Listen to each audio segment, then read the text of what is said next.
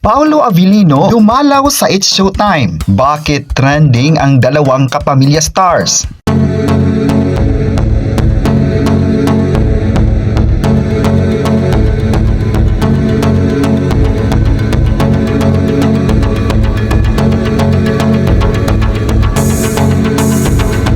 Hindi mapigilan ng mga fans at supporters ng kapamilya stars na sina Paolo Avellino at Kim Chiu nang dalawin ng aktor ang dalaga sa noon time program nitong It's Showtime. Sa episode ng segment nilang Especially For You, marami nagulat nang biglang bumisita ang kapamilya actor.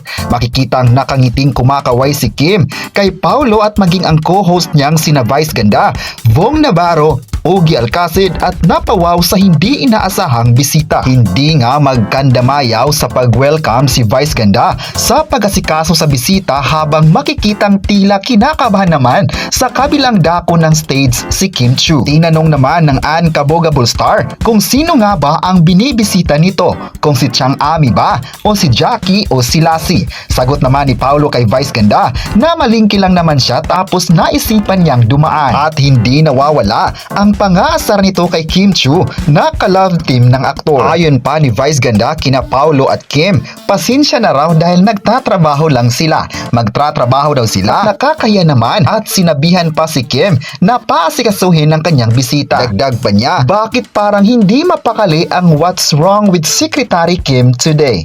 Nang makalapit si Kim Chiu ay makikitang agad silang naghawakan ng kamay ni Paolo Avellino. Panay naman ang naging tuksuhan ni na Vice Ganda at Kim Chiu at sinabihan itong tabihan ng aktor sa upuan.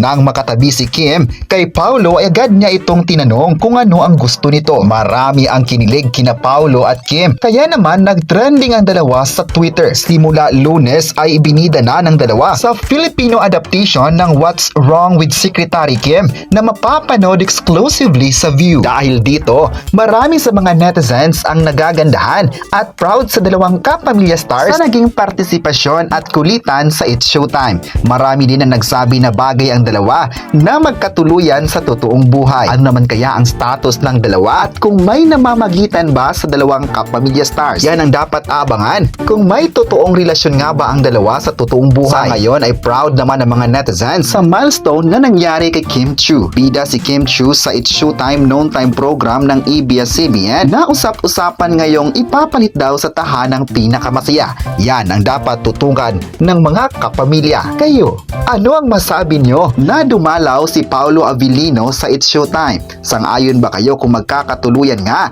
si Kim Chiu at Paolo Avellino sa totoong buhay? At huwag kalimutang isubscribe ang ating YouTube channel.